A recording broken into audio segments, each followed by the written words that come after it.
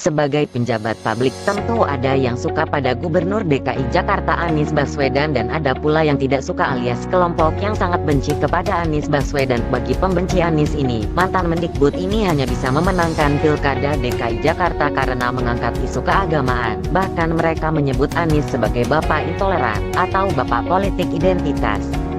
Bahkan ketika Anies meresmikan Gapura Chinatown di Glodok Pancoran, Jakarta, mereka tetap menuding Anies sebagai bapak intoleran. Sampai Anies Baswedan sudah menjabat hampir 5 tahun sebagai Gubernur DKI Jakarta, mereka masih tetap benci. Seakan-akan bagi mereka Anies adalah orang paling dibenci di Republik ini.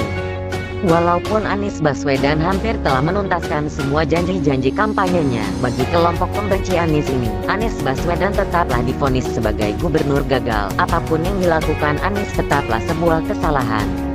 Bahkan Ketua Partai Solidaritas Indonesia Giring Ganesa menyebut Anies sebagai pembohong dan meminta supaya jangan pilih Anies di Pilpres 2024 nanti. Pura-pura peduli adalah kebohongan Gubernur Anies di tengah pandemi dan penderitaan rakyat. Ini harus kita ingat sebagai bahan pertimbangan saat pemilihan Presiden 2024. Jangan sampai Indonesia jatuh ke tangan pembohong, kata Giring Ganesa.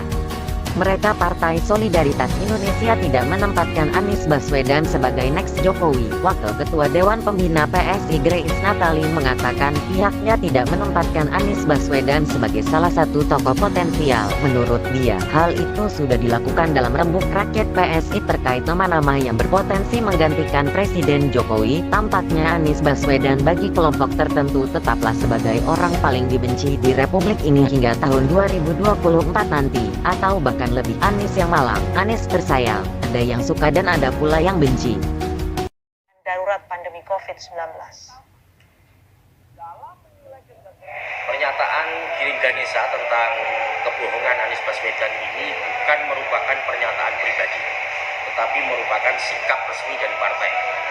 Mengapa harus ada sikap resmi? Karena kami melihat bahwa selama menjabat Pak Anies justru sibuk untuk memaksakan berlangsungnya program yang sama sekali tidak pernah dijanjikan ketika pemilu. Jadi apa yang sudah dijanjikan itu tidak diprioritaskan, tetapi Formula E yang sama sekali bukan prioritas itu malah dipaksakan untuk berlangsung dengan anggaran fantastis sampai 1 triliun rupiah.